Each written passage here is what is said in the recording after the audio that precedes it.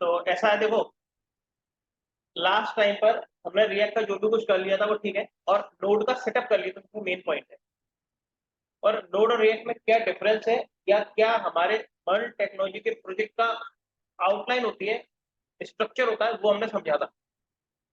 तो अगर वो वाली कल वाली इमेज दिमाग में हो, तो पहले हमारा रिएक्ट फ्रंट एंड था, उसके पीछे हमारा नोड है, और उसके पीछे हमारा डेटाबेस होगा। तो हमने इंडिपेंडेंटली रिएक्ट वाले पोर्शन को पढ़ा है।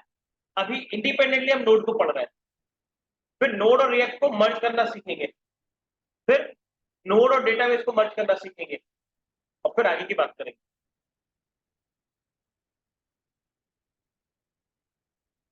शॉर्ट में फिर से देखो, ये रिएक्ट, ये नोड, और ये डेटाबेस, यही है।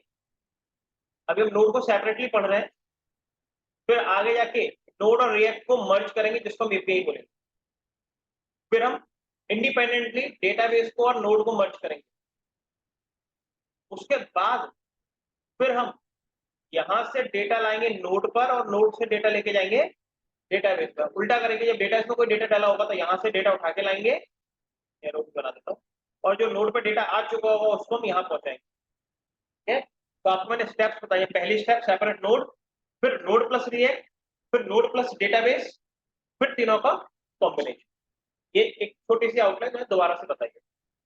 स्ट्रक्चर और फ्लो हमारे दिमाग में रहना चाहिए। तो मतलब ये, अब वापस आ जाओ। फिर हमने क्या किया था कल, एक जल्दी से रिकॉलिंग करते हैं। सिंपल, नोड इंस्टॉल होना चाहिए, तो रिएक्ट चला रहा तो नोड सबके पास है। फिर हमने एक प्रोजेक्ट क्रिएट किया था, वहां पे npm init किया था। नोड को एक फोल्डर बनाया था अपना, और फोल्डर का नाम शायद आपको अगर याद हो तो, जो मेरा मेन फोल्डर है फर्स्ट नाम से बनाया था। npm init लिखते से ही हमारी package.json तैयार हो गई। और फिर हमारी जो रिक्वायरमेंट्स थी, जैसे वहां पर हम एक्स्ट्रा लाइब्रेरी इंस्टॉल करते थे, वैसे यहाँ पर भी हमें इंस्टॉल करनी थी। तो उसमें से अभी शायद मैंने एक लाइब्रेरी को इंस्टॉल किया था, नोड को। तो हमें समझना पड़ेगा कि किससे क्या होता है और किससे क्या नहीं होता। ठीक है, यही था हमारा। देखो, हमारा जो फोल्डर है, ट्रेनिंग कम इंटर्नशिप जून 2023 के अंदर, नोड एक्सप्रेस एग्जाम्पल का फोल्डर है, उसके अंदर फर्स्ट नाम का हमने प्रोग्राम बनाया था, उसमें हमने npm init किया था, तो यहाँ पर इनिशियलाइज हो गया था। प्लस कुछ लाइब्रेरीज इंस्टॉल करनी है, जिसमें से अभी हमने एक इंस्टॉल की थी, नोड मॉन। अंतर क्या है, मैं दोबारा से रिपीट कर दूंगा। और भी मुझे लाइब्रेरी इंस्टॉल करनी है, तो करते हैं। npm नोड मोन हो गया, npm आई। वैसे ही मैं करने वाला हूँ एक्सप्रेस।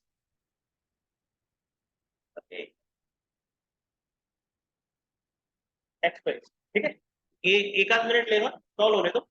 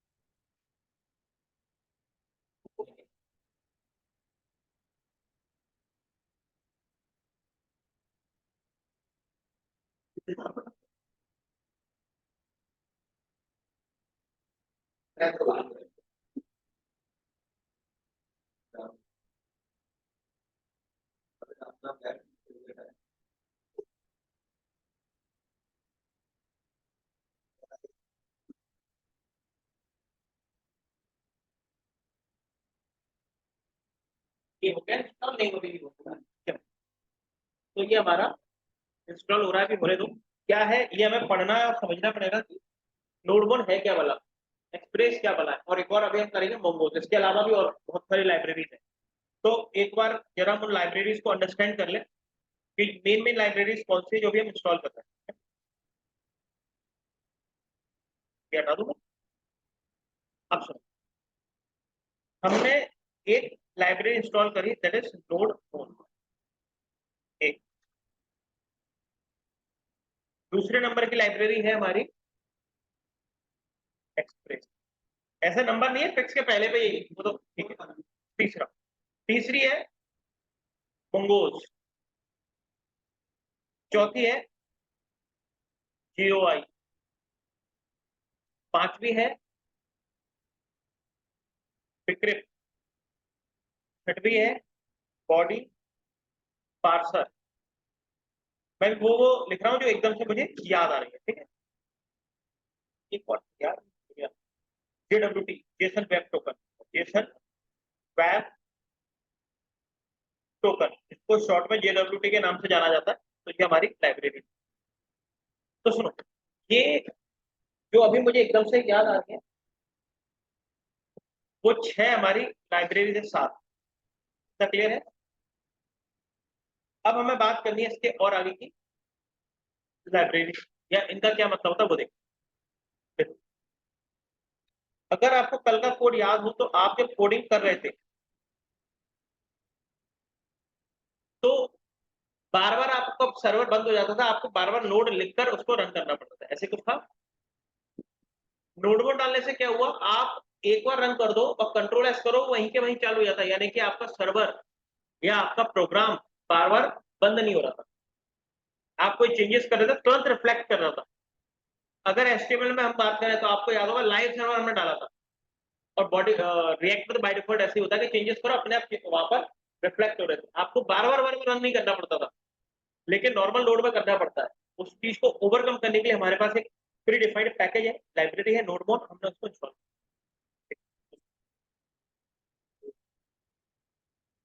ठीक है।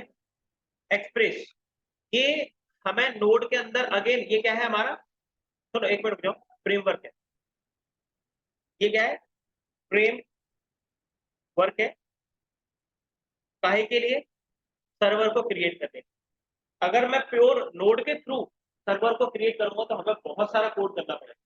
जैसे अभी हमने पीछे बात करी थी, बूटस्ट्रैप क्या था, या मटेरियल यूआई क्या है, या टेलविंड क्या है, ये सब रेडीमेड सीएसएस की फ्रेमवर्क्स हैं, जो डिजाइनिंग में हमारा बहुत सारा कोड होता है वो जरा सा करके दे देते हैं, क्योंकि उन्होंने बनाकर रखनी चाहिए, हम उनका इस्तेमाल कर रहे हैं। वही चीज एक्सप्रेस के अंदर भी है। नोड के थ्रू अगर नोड का मतलब हो गया हमें सर्वर क्रिएट करना है, अभी ये और धीरे धीरे चीजों को समझोगे, तो वो नोड के थ्रू हमें मैनुअली बहुत सारा कोड करना पड़ेगा, जो कि आपके और हमारे लिए ठीक नहीं है। उसके लिए उन्होंने हमें बोल दिया एक्सप्रेस का यूज करो। एक लाइन लिखो, आपका सर्वर चालू हो जाएगा, सर्वर क्रिएट हो जाएगा। मोंगोस क्या करेगा, देखो इन फ्यूचर हमें डेटाबेस की जरूरत पड़ने वाली है, हमें डेटा कहाँ रखना है, कहीं तो रखेंगे। तो हमें मोंगो डीबी नाम के डेटाबेस के संग में जब भी काम करना होगा, तो मोंगोज लाइब्रेरी पैकेज का इस्तेमाल करना। अगर मुझे माइस्क्यूएल के संग में यूज करना है, तो सिक्वलाइज एक आता है, उसका यूज करते हैं। हर एक डेटाबेस के हिसाब से अलग अलग हमारे पास पैकेजेस होते हैं। क्योंकि हम मोंगो डीबी की बात कर रहे हैं शुरू से डे 1 से, तो हम मोंगोज का इस्तेमाल करेंगे। जीओआई, ये वैलिडेशन के लिए यूज होता है। ठीक है, हमें किसके लिए यूज करना है, वैलिड।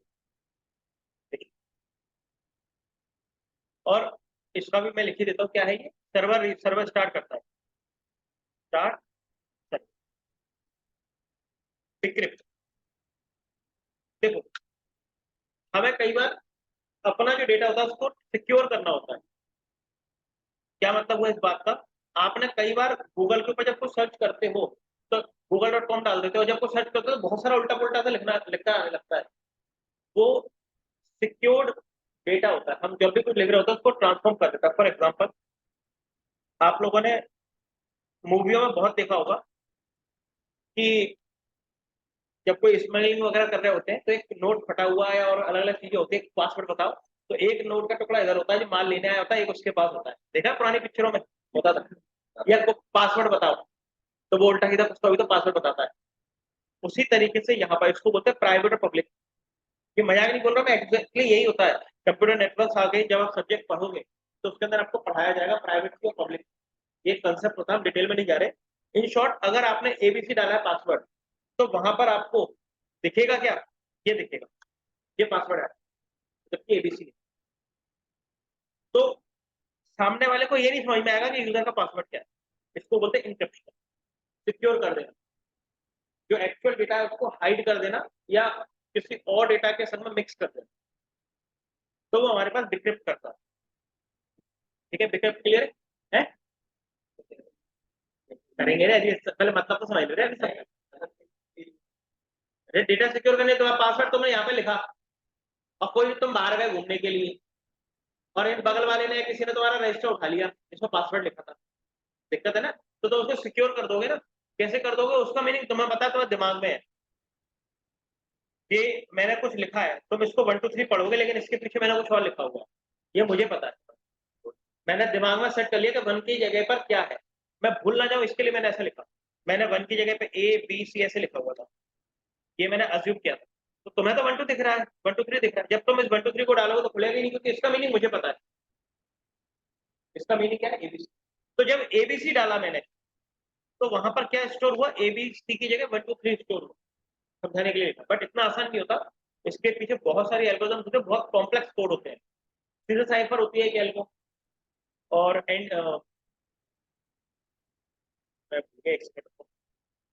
डी ऐसे होता है, ट्रिपल डी ऐसे होता है, और भी अलग अलग आर ऐसे होता है, बहुत सारे अलग अलग एल्गोरिथम्स होते हैं। उन एल्गोरिथम्स के थ्रू ये कन्वर्ट कर देते हैं। ठीक है ना?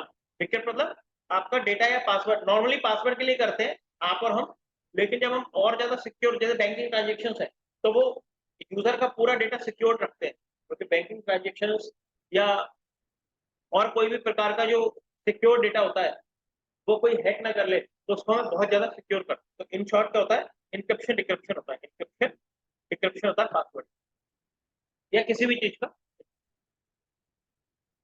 अब देखो बॉडी पार्ट, हमारे पास जो कोड है, मतलब हम नोड पे काम कर रहे हैं और वो रिएक्ट है, दोनों अलग अलग पोर्ट्स पे चल रहे हैं। अगर आपको याद हो तो वो हमारा 3000 पोर्ट पे चल रहा था, अभी हम बदल सकते हैं।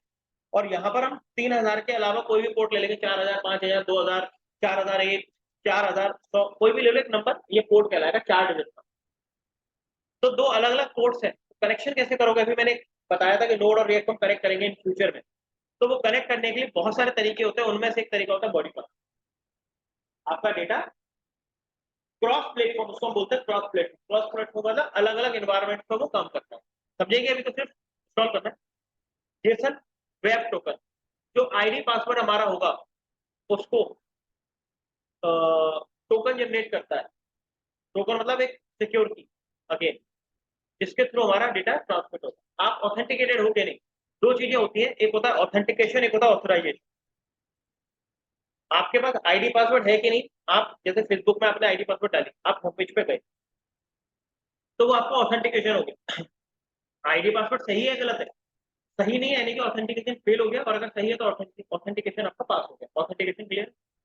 ऑथराइजेशन, आपको कितने ऑथेंटिकेट तो हो, आपने लॉगिन करके होम पेज पे तो गए हो, लेकिन होम पेज पे जाने के बाद आपको कितने एक्सेस देने हैं, वो ऑथराइजेशन कहलाता है।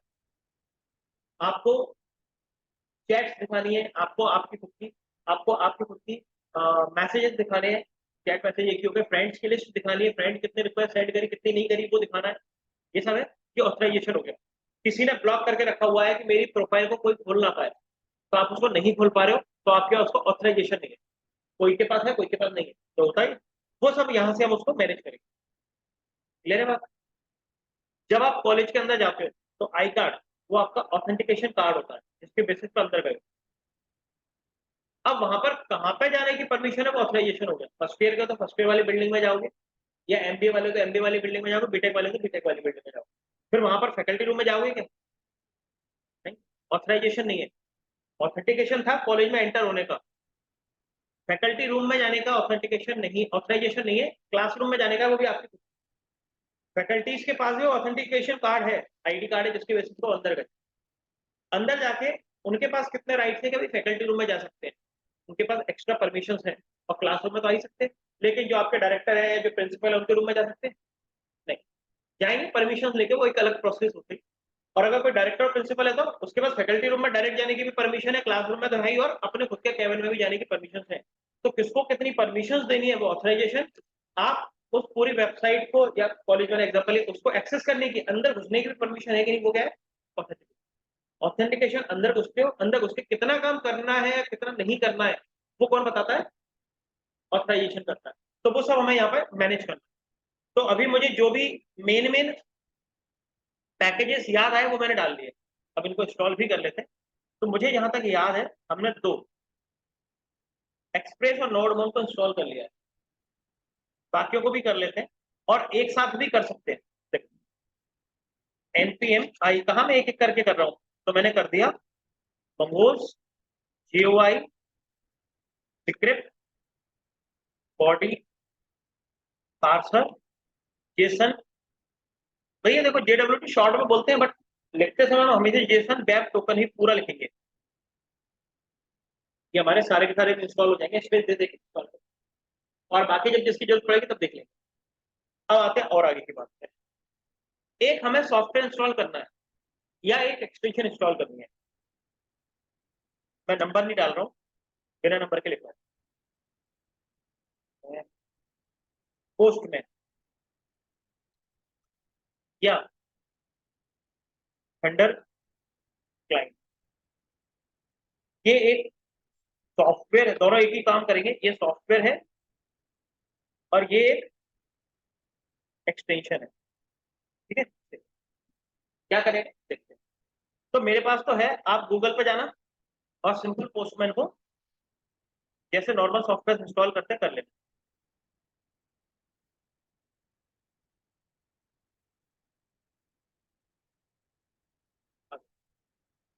क्या है अभी देखते हैं।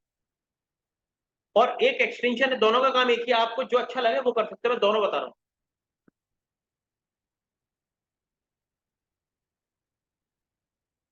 ये थंडर क्लाइंट, ठीक है।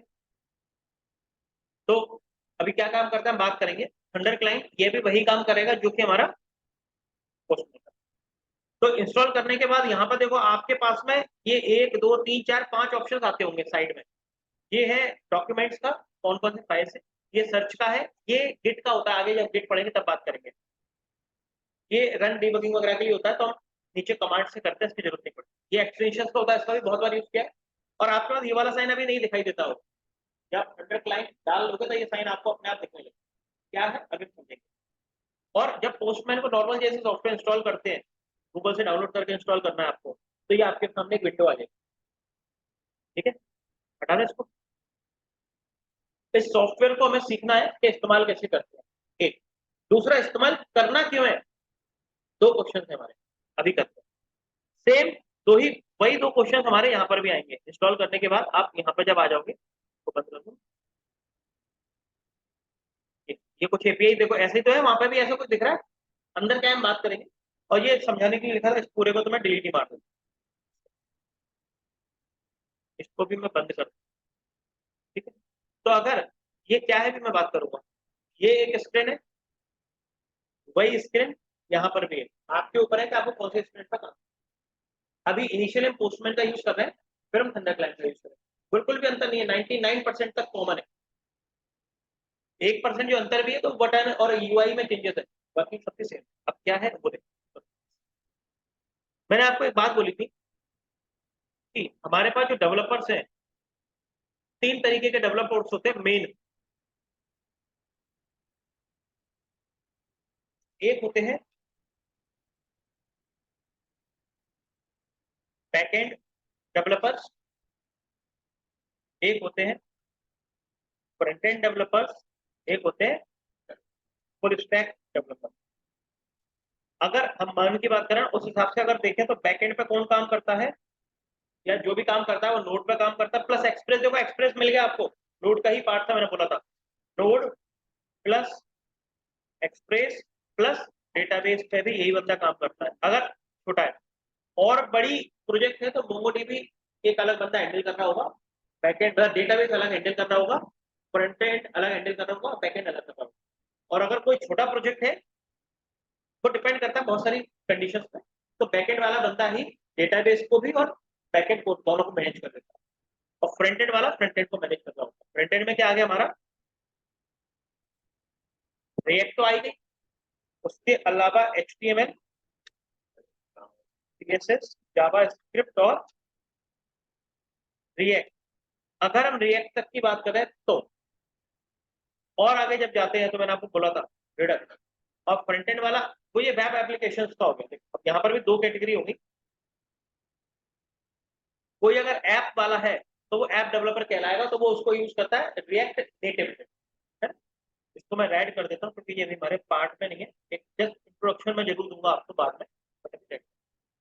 तो हमारी जो एप्लीकेशन बनेगी वो इससे तैयार हो रही है फ्रंट एंड, यही अभी हम सीख कर आए, ऊपर वाली चीजें भी हम सीखेंगे। और जो फुल स्टैक होता है उसको दोनों करना होता है, बैकएंड प्लस फ्रंट एंड दोनों कर लेता है। तो हम यहाँ पर एज ए फुल स्टैक सीख रहे हैं। तो हमने एक पार्ट सीख लिया है, दूसरे पार्ट को हम शुरू कर रहे हैं। अंतर समझ में आ गया? तो अब बात आती है, चाहे आप अकेले काम कर रहे हो या ये दोनों काम कर रहे हैं अलग अलग, मेन पॉइंट है इंटीग्रेशन। जो भी चीज होती है सबसे ज्यादा जो मेन प्रॉब्लम आती है इंटीग्रेशन में, एक सब्जेक्ट होता है आपका सॉफ्टवेयर टेस्टिंग, जो आप आगे पढ़ोगे। सॉफ्टवेयर किसी ने पढ़ लिया भी नहीं पढ़ा कॉलेज में, थर्ड ईयर या फाइनल ईयर में आता तो शायद नहीं पढ़ा, तुमने पढ़ लिया? सॉफ्टवेयर इंजीनियरिंग बोलते हैं, टेस्टिंग नहीं बोलते, वैसे इंजीनियरिंग बोलते हैं वैसे, उसका पार्ट होता है। ये पढ़ा होगा ना सॉफ्टवेयर इंजीनियरिंग, ऐसे ही बोलते हैं, नाम तो सुना होगा। चलो ठीक है छोड़ो। तो इसके अंदर ये सॉफ्टवेयर डेवलप कैसे करें, प्रोग्रामिंग अलग चीज है, मकान बनाना अलग चीज है, यानी कि जो बनाते हो उसका स्ट्रक्चर कैसे डिजाइन करना है वो एक अलग। नक्शा डिजाइन करने वाले अलग होते हैं, मकान डिजाइन करने वाले अलग होते हैं ना। वही। तो आपका जो सॉफ्टवेयर का फ्लो होगा, वेबसाइट का, वेब एप्लीकेशन का, मोबाइल एप्लीकेशन का फ्लो होगा, वो कैसे होगा, आपस में डेटा कैसे कनेक्ट करेगा, किस पेज से किस पेज पर जाना है, कहाँ से कहाँ जाना है, फिर वापस कैसे आना है। तो इन सब की फेसबुक पे यहाँ क्लिक करो तो यहाँ जाओ, यहाँ क्लिक करो तो यहाँ जाओ, बैक क्लिक करने पे यहाँ जाओ, लॉग आउट करने पे यहाँ जाओ, तो एक फ्लो है ना, वो पूरा फ्लो यहाँ बनता है, जिसको बोलते हैं high level plus low level design, जो भी हमने पीछे बात की। और जब बन जाएगा तो उसको हम टेस्टिंग करेंगे। तो जब आप कुछ चीज बनाते हो तो सारी चीजें अलग अलग होती है कि नहीं होती? अगर वो सारी चीजें आपस में सही फिट नहीं बैठेंगी तो काम खराब हो जाएगा। कभी भी कोई भी चीज हम संग में बनाते ही नहीं, सभी चीजें टुकड़ों में बनती होता है कि नहीं? अगर आप सारी चीजें संग में बनाने की कोशिश करोगे तो इम्पॉसिबल है, हमेशा पार्ट्स में बनती। फॉर एग्जाम्पल, दीवार के अंदर गेट फिट करना है, अगर आपने इंटीग्रेशन प्रॉपर नहीं किया तो वो गेट आगे पीछे भागेगा या दीवार आगे पीछे हो जाएगी। इंटीग्रेशन। और जब हम गेट लगाते हैं तो उसके सिर्फ आउटलाइन, मतलब जो क्या बोलते हैं उसको, चौखट। हाँ गुड, वेरी गुड, चौखट लगाते हैं, फिट हो गई। फिर उस चौखट के ऊपर जो आप गेट लगाते हो वो इंटीग्रेट होना चाहिए। अब मालूम चला चौखट लगाने वाले ने कब्जे नहीं लगाए, गेट टाइप अटैक हो गए। इंटीग्रेशन मतलब कि वो जो 300 कब्जे, वो कब्जे जो एंगल है वो इंटीग्रेशन पॉइंट है। तो हमें यहाँ पर इंटीग्रेशन पॉइंट होते हैं और उन पे टेस्ट करना होता है कि काम करना है। या गेट बना के लाया तो बड़ा, चौखट वाले ने लगाई चौखट छोटी, सारी चीजें नपी तुली होती है कि नहीं? वो चीज़। जब आप सीलिंग करते हो तो ये जैसे छत आपको दिख रही है, तो सीलिंग के टाइम पर जैसे मकान बनते हुए देखा होगा, ये बॉक्सेस लगा देते हैं जिसके अंदर पंखे लटकने कुंदे वगैरह होते हैं। अब भला आदमी बिजली वाला बॉक्स लगा जाए और जो सीलिंग मतलब सेंटिंग जो करते हैं, छत डालते हैं, वो उस छेद को बंद कर जाए, उन्हें पता ही नहीं है। तो यानी कि आप अपने काम के एक्सपर्ट हो, लेकिन दूसरे काम के बेसिक चीज आपको पता होना चाहिए कि ये गड्ढा छोड़ना है, डालेगा बिजली वाला, लेकिन उसको छोड़ के रखना है वहां, जो उसको पैक कर दे हटा के। तो ये इंटीग्रेशन हो गया। बहुत सिंपल वर्ड्स में समझा रहे हो जिससे आपके दिमाग में घुसा रहे। तो यहाँ पर इंटीग्रेशन हमें करना होगा। बैकेंड वाले अलग है, फ्रंट एंड वाले अलग है, और जब बड़ा प्रोजेक्ट बन जाता है तो बैकेंड वाले में 100 50 50 लोगों की टीम होती है, फ्रंट एंड में 100 50 50 200 लोगों की टीम होती है। वो आपस में इंटीग्रेशन करते हैं और क्रॉस इंटीग्रेशन भी होना होता है। तो वो कैसे करें? तो देखिए, बहुत सारे तरीके हैं। अभी सिर्फ हम बात कर रहे हैं पोस्ट में। मान लो कि बैकेंड वाला एक अलग काम कर रहा है बंदा और फ्रंट एंड वाला अलग काम कर रहा है, बैकेंड वाले को फ्रंट एंड नहीं आती, फ्रंट एंड वाले को बैकेंड नहीं आती। तो फिर काम कैसे करेंगे? कौन लड़ते रहेंगे आपस में। अगर कहीं भी कोई प्रॉब्लम हुई इस वाले पॉइंट पर तो इसमें क्या बोलेंगे, तेरी गलती तेरी गलती, क्योंकि मेरी गलती कभी होती नहीं है। यह फैक्ट्स है, कहीं भी चले जाना, कभी खुद की गलती नहीं होती, गलती मुझे किसकी होती है, ये एक यूनिवर्सल ट्रुथ है। तो उन सबसे बचने के लिए क्या किया जाता है, एक मिड पॉइंट बना दिया जाता है कि आप यहां तक लाके छोड़ दो, यहाँ पे सही होना चाहिए, यहाँ से हम टेस्ट करके उठा लो।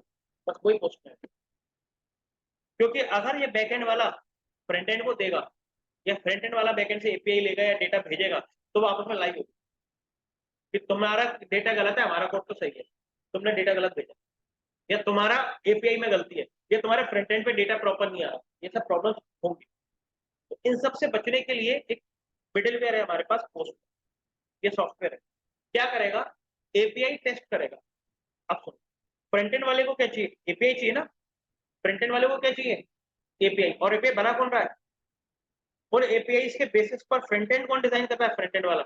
अब जरा 2 दिन पीछे जाओ, हमने रेडीमेड एपीआई उठाई थी, वहां से डेटा उठाया और चला दिया, मुझे नहीं पता बैकएंड वाले ने क्या किया, लेकिन बैकएंड वाले ने भी तो भाई बनाया होगा।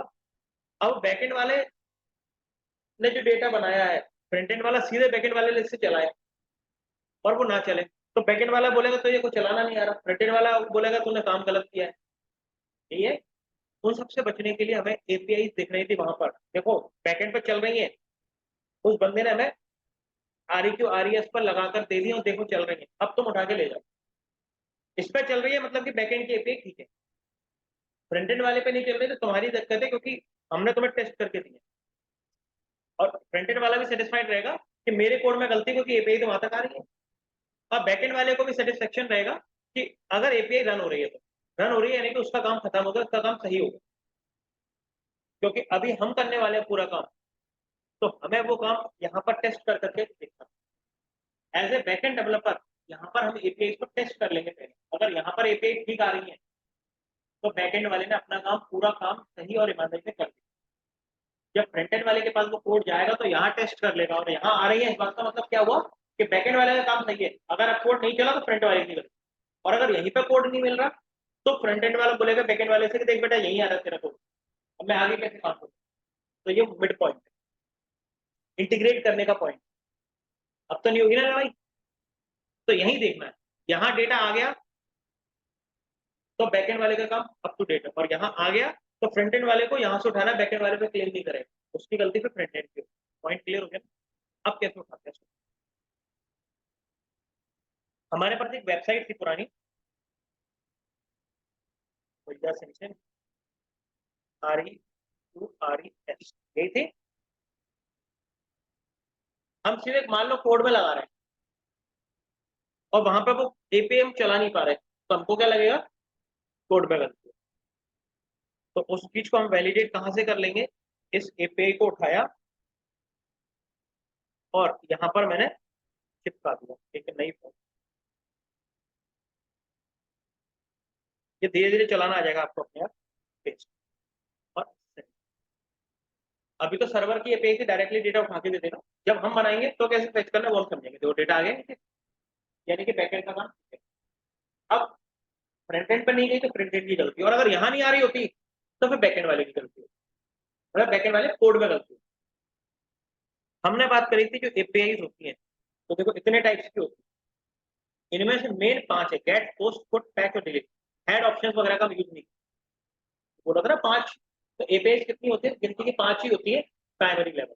कौन सी, गेट, पोस्ट, गेट मतलब डिस्प्ले, पोस्ट मतलब इंसर्ट करने के लिए, पुट और पैच दोनों अपडेट करने के लिए, और डिलीट फॉर डिलीट करने के लिए। ये 5 तरीकों से डेटा हमारा ट्रांसफर होगा बैकएंड से फ्रंट एंड पर, फ्रंट एंड से बैकएंड। पॉइंट क्लियर है। तो जब हम पोस्ट एपीआई चला रहे होंगे तो यहाँ क्लिक करेंगे और इन ये पॉइंट्स इनमें भी चेंजेस होंगे, बात करेंगे आगे। जब पुट पे, पैच पे, डिलीट पे करेंगे तो चेंजेस होंगे। अभी हमने सिर्फ गेट चलाई है क्योंकि बाकी अभी हमें चलानी नहीं है। पॉइंट क्लियर हो गया। तो ये देखो हमारे जो भी प्रोजेक्ट रहे होंगे, देखो जैसे लॉगिन रजिस्ट्रेशन 2024 किसी मैच में बनाया होगा, एडू पोर्टल, इंटर्नशिप, मर्न, कर्ड, मर्न, e commerce, my project, new project, file uploading करके कुछ तो भी तो है, नोट प्रोजेक्ट, ओएस अप्रैल वगैरह कुछ होगा, तो ये हमने एपीआई बना ली। अब इस वाले बैच के लिए भी मैं एपीआई बनाऊंगा, तो कहीं तो रख दे, नहीं तो मिक्स हो जाएंगी। इस प्रोजेक्ट में कितनी एपीआई है, 2 है गिनती। यहाँ कितनी है, देखो ये ठीक ठाक, यहाँ पर एक कंप्लीट प्रोजेक्ट टाइप का दिख रहा है मुझे, इसमें 2 इंटरनल फोल्डर्स बना दिए, उन फोल्डर्स में बहुत सारी एपीआई है, 8-10 एपीआई है, बहुत सारी तो नहीं है, एडमिन में बहुत सारा हो सकता था, उसके अंदर भी इंटरनल फोल्डर बनाया और उसमें भी कुछ मैंने एपीआई रख दी, स्ट्रक्चर जैसे हम नॉर्मली बनाते जाते हैं ना सेपरेशन के लिए, वो है। फिर उसके बाद हमने बनाया इंटर्नशिप 2023, इसमें भी एक एपीआई है, इसमें भी 2 फोल्डर है, इसमें कुछ एपीआईज है, बंद हो जा। हाँ, इसमें भी कुछ एपीआईज है छोटी मोटी सी। तो इस तरीके, अब हम इस बैच के लिए प्रोजेक्ट बनाएंगे इन फ्यूचर। तो यहाँ पर जो भी मैंने एपीआई बनाई है, पुरानी कोई इसलिए डॉट सेव कर देता हूँ, अभी वाली ये सेव करें, ऑप्शन आ गया एक नॉर्मल सा सेव। कहाँ सेव करना है, इन्हीं में से किसी फोल्डर पे करना है, नया बनाना है। तो नया प्रोजेक्ट बनाने वाला हूँ, न्यू कलेक्शन, नाम दे देता हूँ मैं। कौन सा बैच है हमारा, महीना कौन सा चल रहा है अभी, जुलाई, है ना। तो जुलाई project,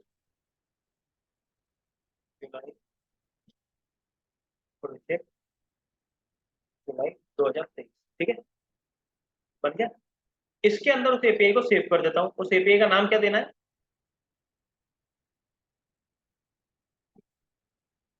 REQ RES test API, और टेस्ट में कौन सी गेट है, तो लिख दो वैसे गेट, थोड़ा सा आसानी रहती है। और get, लिखना लिखो, नहीं तो मत लिखो, हमारे ऊपर है।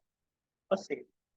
तो वहां एक नया फोल्डर बना दिया। तो अब नई जितनी भी एपीआई बनाऊंगा मैं इस फोल्डर में बनाऊंगा, प्रोजेक्ट जुलाई 2023। तो जब मैं यूजर को अपना पूरा प्रोजेक्ट या बैकएंड वाला फ्रंटेंड वाले को पूरा प्रोजेक्ट देगा, तो जितनी भी एपीआई लग रही होगी, एपीआई 10-5 नहीं लगती, 100 लगती है, बट क्योंकि हम तो सीखने के प्रोफेसर है ना, 500-500 हजार एपीआई बनती है। तो वो सारी एपीआई जब बना देंगे, और फ्रंट एंड वाले को यहाँ पे टेस्ट करा के दे देंगे, देखो ये मैंने बना ली, टेस्टिंग हो रही है, अब ये तुम लोग जाके काम करो। अगर यहीं पर नहीं चल रही है तो काम नहीं होगा। जैसे आप दुकान पे जाते हो, कभी भी कुछ भी लैपटॉप, कपड़े, जूते लेने जाते हो ना, तो वही कहता है यहीं देख लो सारा, फिर नहीं तो वही आगे इंटीग्रेशन प्रॉब्लम, घर पे आके तुम कहो कि शर्ट फटी निकली, तो थोड़े ना कोई मानेगा। वहां निकली, किसकी गलती, दुकान वाली, दुकान वाले से, दुकान से बाहर आ गए और फिर नहीं फटी निकली तो वो तुम्हारी, या तुमने फाड़ी तो भी तुम्हारी, और अगर फटी भी निकली तो भी तुम्हारी, ऐसे ही होता है। सेम सिनेरियो हमारा यहाँ पर है, ठीक है। अब दिमाग से नहीं निकलनी चाहिए ये वाली बात, बहुत यूजफुल है। हटा दे इसको। अब आ जाओ, ये पॉइंट भी क्लियर हो गया होगा शायद। अब सेम सिनेरियो ये है हमारा, यहाँ पे तो कोई हो रहा है, ये न्यू रिक्वेस्ट, ये कलेक्शंस जितने भी आपको बना के रखने हो, यहाँ पर एंड पॉइंट डालो, क्लिक करो, यहाँ आपके रिजल्ट्स आना शुरू हो जाएंगे। अभी बात करेंगे क्वेरी क्या है, हेडर्स क्या है, ऑथ क्या है, बॉडी क्या है, टेस्ट क्या है, प्री रन क्या है, ये अंदर समझेंगे हम। हेडर्स, कुकीज, रिजल्ट, डॉक्स, सारी चीजों को हमें समझना है धीरे धीरे। बट अभी के लिए इतना काफी जितना मैंने बताया, इसको बंद कर दो। इवन यहाँ पर भी एक एपीआई तो जो पहले से बनी हुई है उसको तो रन कर ही लें, न्यू रिक्वेस्ट। तो यहाँ पे जो वेलकम वगैरह आ रहा है, इसको कंट्रोल कंट्रोल पेस्ट कर दिया, और यहाँ पर सेंड। इन सब की बात हम बाद में करेंगे। ये क्या है, देखो आ गया डेटा, यानी कि जो एपीआई यूजर्स को डिस्प्ले करवाने वाली है वो अप टू डेट काम कर रही है। हमें फ्रंट एंड पे इसको लगाना और काम करना है, जैसा हमने पीछे किया भी था। लेकिन अब ये एपीआई बनाएंगे कैसे, ये तो सीखना शुरू करना है हम। तो बनाए चेक कैसे करेंगे वो सीख लिया, बनाएंगे कैसे वो देखते हैं। तो यार एक गलती हो गई है, मैंने एंटर ही नहीं मारा यार इसके लिए।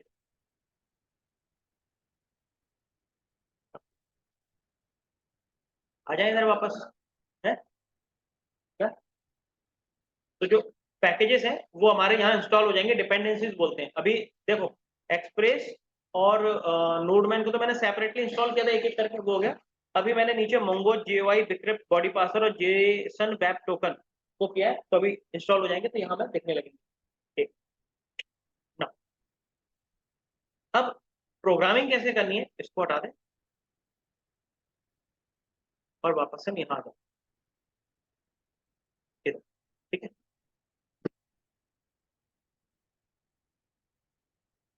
मुझे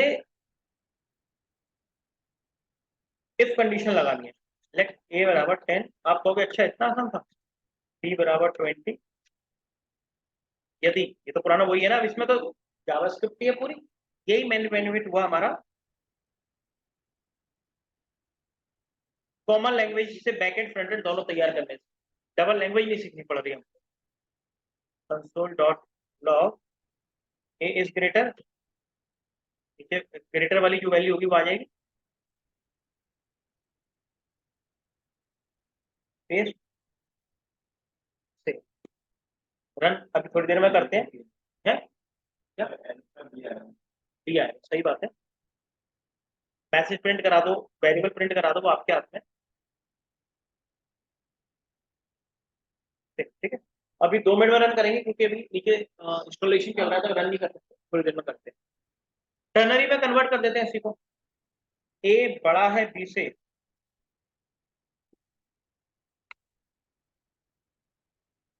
कुछ याद आया? आप सीधे कंसोल लगा दो, तो आप सीधे कंसोल ही लगा दो। Console dot log A, console dot log T, दोनों सेम ही रिजल्ट आएगा। तीसरा तीसरा तरीका, लेट आर ई एस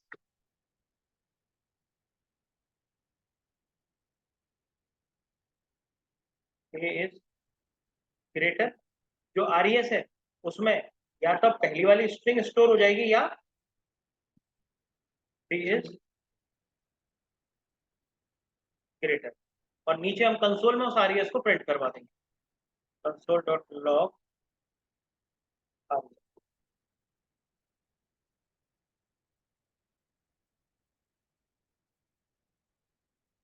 इसको कोई प्रॉब्लम? तो अब बताओ, यहाँ पर मैं आपको जो बेसिक प्रोग्रामिंग है उसके नाम पर क्या सिखाऊं? फायदा किसका मिला? जावास्क्रिप्ट। जो जावास्क्रिप्ट सीखी वो हमारी रिएक्ट में भी यूज हो गई, वही की वही हमारी यहाँ यूज हो। Array, object, let, var, const, map, filter, reducer, जो भी हमने पढ़ा था जावास्क्रिप्ट में, वो सारा एज इट इज यूज हो। अब यहाँ पर हुक मत लगाने लगना। हुक जावास्क्रिप्ट का पार्ट नहीं है, रिएक्ट का पार्ट है। रिएक्ट राउटर डोम यहाँ मत लगाने लगना, क्योंकि वो रिएक्ट का पार्ट है, लेकिन मैप, फिल्टर, रिड्यूसर जावास्क्रिप्ट के पार्ट। तो यहाँ पर जब हमें कोई लूपिंग वगैरह की जरूरत पड़ेगी, एज इज लगाएंगे। ऑब्जेक्ट्स जावास्क्रिप्ट का पार्ट था।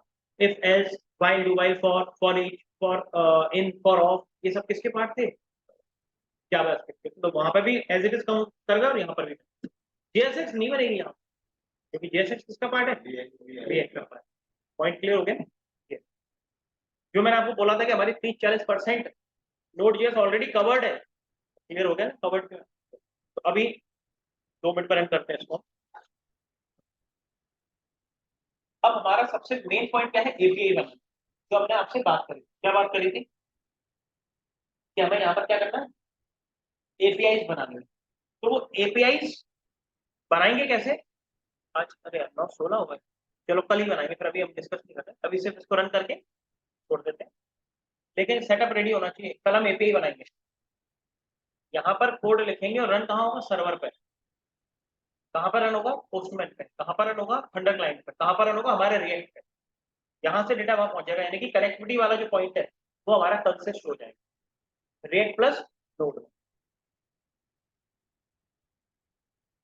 टाइम लेता है थोड़ा सा, लेने दो। चलो जब तक यहाँ पर थोड़ा स्ट्रक्चर समझ लेते हैं हम। यहाँ पर हमें फोल्डर जैसे वहां बनाते थे ना, कंपोनेंट्स का अलग, राउट्स का अलग, पेजेस का अलग, उसी तरीके से यहाँ पर भी मेनली हम 3 फोल्डर बनाएंगे। बात तो कितने ही बना सकते हैं, मेनली 3 फोल्डर हम जरूर बनाएंगे। और उसको समझने के लिए हमें एमवीसी आर्किटेक्चर को समझना पड़ेगा। गूगल पे चलते हैं।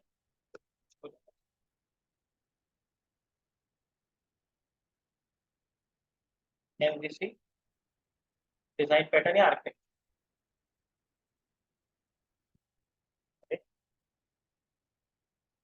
ये देखो।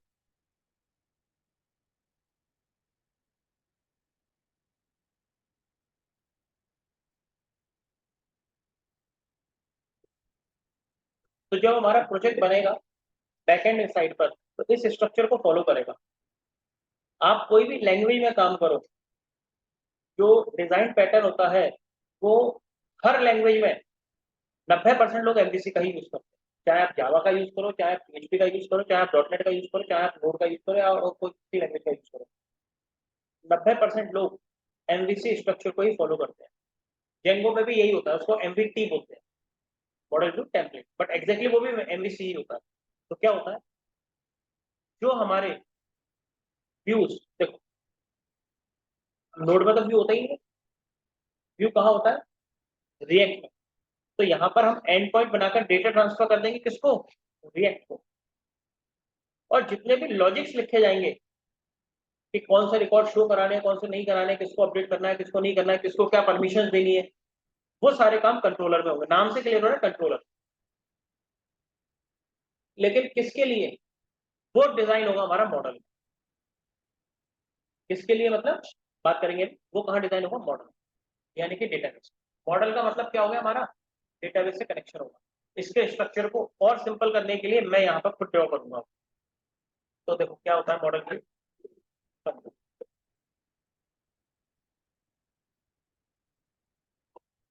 हमारा व्यू यहाँ पर इधर अलग रहेगा, और डेटाबेस हमारा यहाँ पर है, यही हमने बात करी थी। और ये हमारा क्या है, नोड है। अभी हम नोड पे फोकस करें तो अंदर वाले स्ट्रक्चर पे ज्यादा ध्यान देंगे। ये तो क्या है हमारा, डेटाबेस है, बिल्कुल सही।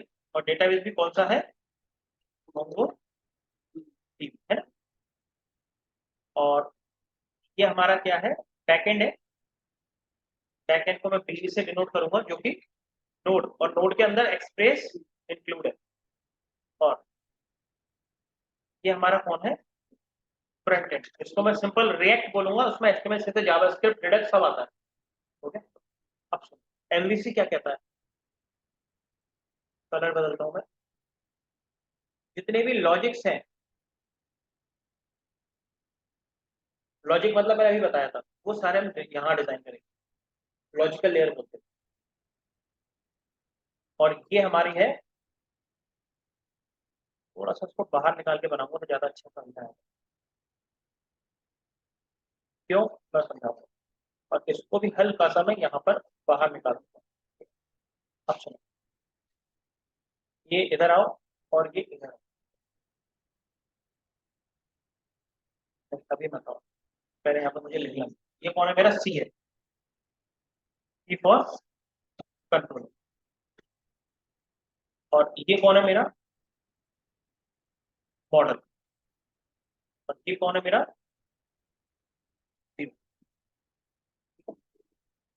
एमवीसी है, बोलेंगे एमवीसी वो लिखा है इसके ऊपर। तो मतलब क्या समझो, यहाँ पर जो डेटा स्टोर हुआ वो एपीआई बनाई ना, यहाँ पर सीधे तौर पर हम यहाँ पर नहीं देख सकते, और देखना चाहे तो देख भी सकते हैं, लेकिन फिर रिएक्ट का यूज नहीं करते, करेंगे अंदर ही नोड में हम फ्रंट एंड तैयार करेंगे, वो एक स्टैंडर्ड अप्रोच नहीं मानी जाती। तो हम जो पॉइंट्स बनाएंगे, एंड पॉइंट्स, वो हम यहाँ पर भेजेंगे। पॉइंट बात हमें आ रही है जो, और यहाँ से फेच करेंगे जो एपीआई वाला पॉइंट मैंने आपको बताया था, समझाया। लेकिन मैं को क्या भेजना और क्या निकालना है, लाना है, वो कैसे पता चलेगा, वो बताएगा मुझे मॉडल। मॉडल का मतलब है टेबल की फील्ड, बहुत काम की बात। मुझे यूजर का रजिस्ट्रेशन बनाना है, उसमें क्या क्या फील्ड रखनी है, वो मेरा मॉडल मतलब स्ट्रक्चर। स्ट्रक्चर, मॉडल का मतलब सिंपल भाषा में स्ट्रक्चर। तो मॉडल में क्या बनेगा, एक टेबल बनेगी। फॉर एग्जाम्पल यूजर, यूजर में यूजर की आईडी, नेम, एम्प्लॉय की आईडी, एम्प्लॉय का नेम, एम्प्लॉय की सैलरी, एम्प्लॉय की पोजीशन, एम्प्लॉय की कंपनी, एम्प्लॉय का एड्रेस, स्टूडेंट है तो स्टूडेंट की डिग्री, ब्रांच, सेमेस्टर, मार्क्स, कब ज्वाइनिंग ईयर है, पासिंग ईयर कब है, ये सब क्या होगा, उसका कंटेंट हो गया, फील्ड्स हो गई। अब सब, जब हम माइस्क्वेल वगैरह में काम करते थे तो उसको टेबल बोलते थे, और टेबल के अंदर उसकी फील्ड्स बोला करते थे। ठीक है, यहाँ पर हम उसको कलेक्शन बोलते हैं, यहाँ हम टेबल वर्ड का यूज नहीं करेंगे। जैसे user ID, user name, user email, user password, ये सब क्या हो गए, हमारी फील्ड्स हो गई ना। तो ये पूरे को कौन कौन सी फील्ड रखनी है वो कौन बताएगा, या कहाँ बनाएंगे, मॉडल में बनाएंगे।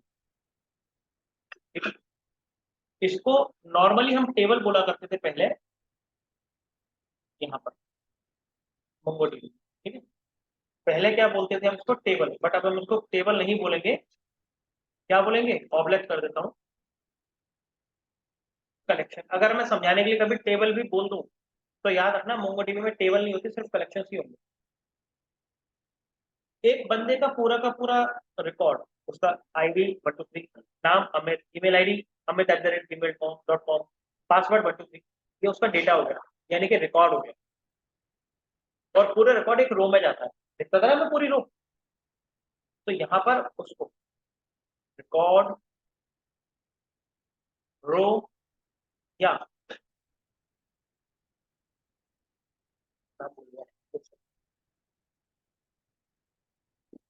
अब वो याद आएगा एकदम से, बहुत नॉर्मल सी चीज है, जब वो बाद में याद आएगा एकदम से नहीं आएगा, जब भी आएगा लिख देंगे यहाँ पर। तो वो यहाँ पर बोलते हैं, ठीक है, डॉक्यूमेंट, क्या बोलते हैं उसको हम यहाँ पे, डॉक्यूमेंट बोलते हैं,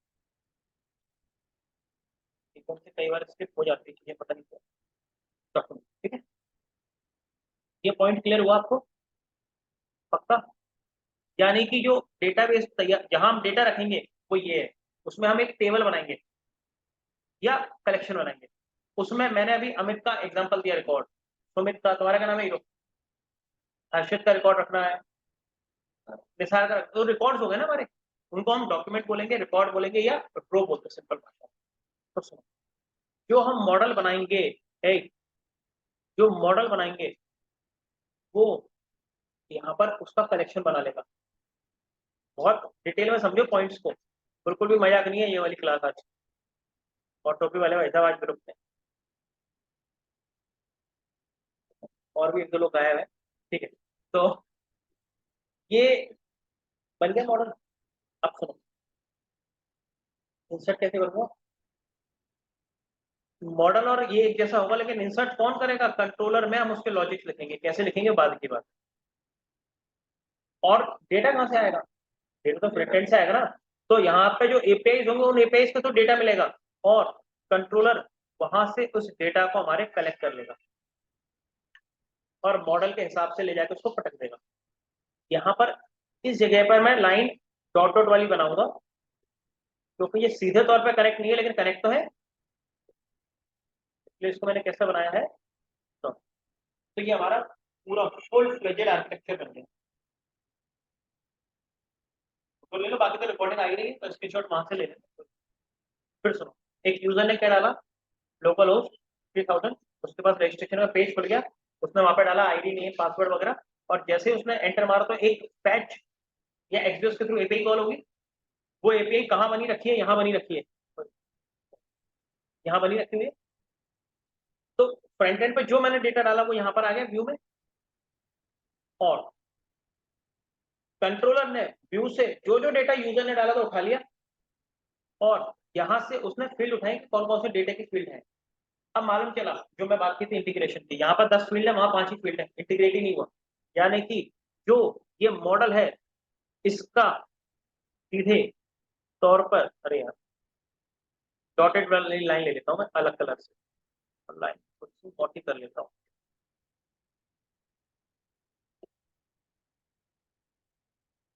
इससे कनेक्शन है, सीधी बात है।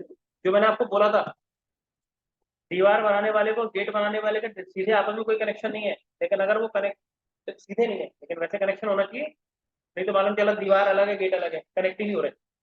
दीवार वाले को उतना स्पेस छोड़ना है ना, उसी साइज का, और गेट वाले को भी जितनी जगह छोड़ी उतनी बनाना है, तो इंटीग्रेशन हुआ कि नहीं? तो यहाँ पर जितना बड़ा मॉडल है, जो जो फील्ड्स है वही फ्रंट एंड पे होनी चाहिए, ये कहीं कि जो फ्रंट एंड पे है वही मॉडल में होनी चाहिए, तभी तो रिकॉर्ड इंसर्ट होगा। और जो मॉडल में है वही टेबल्स, टेबल के अंदर हमारे पास फील्ड होनी चाहिए, कलेक्शन में हमारे पास फील्ड्स होनी चाहिए, तब जाके इंटीग्रेट होगा पूरा। तो ये मेरा प्रोजेक्ट का पूरा पूरा स्ट्रक्चर रेडी है। अभी हम बैकएंड वाला पोर्शन बनाएंगे, कंट्रोलर बनाएंगे, मॉडल बनाएंगे, और एंड पॉइंट्स बनाएंगे, जिसको हम यहाँ व्यू बोल रहे हैं, और व्यू हमारा कहाँ तैयार होगा, रिएक्ट। पॉइंट क्लियर हो रहे हैं कि नहीं हो रहे? अभी हम 2 दिन से प्रोग्रामिंग वाला पोर्शन नहीं पढ़ रहे, कंसेप्चुअल चीजें पढ़ रहे हैं। और यहाँ पर ये इंस्टॉल हो गई, हाँ एक कोई फेल हो गई, हो सकता है टाइपिंग में मिस्टेक हुई हो। अभी हम देख लेते हैं कौन कौन सी हो गई और कौन सी रह गई है। सारी रह गई क्यों, अरे ऐसा कैसे हो सकता है, सारी क्यों रह गई, ये तो बहुत ही ज्यादा गलत बात है।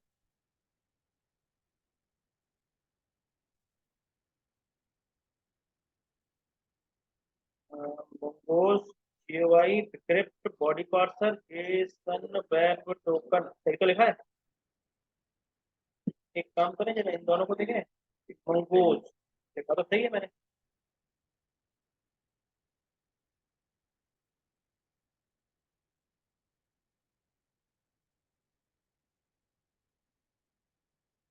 चलो फिर मैं, ये तो हो जाएगा, मैं रिकॉर्डिंग बंद कर दूं। कुछ स्पेलिंग में गलती हुई होगी, देख लेंगे, वो कोई बड़ी बात नहीं है।